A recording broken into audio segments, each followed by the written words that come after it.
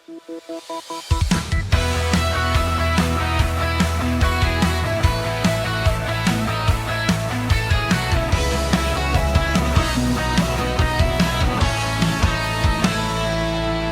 umagang mabigat ang pagbangon ko,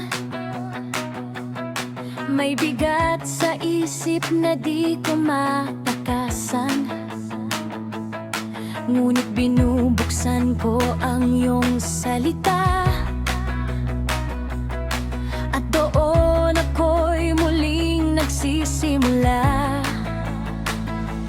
Dahan-dahang humuhupa ang kaguluhan, habang iniisip ang iyong katotohanan. Hindi ko kailangang mag-isa sa laban, ikaw ang gumagabay sa aking paglalakbay.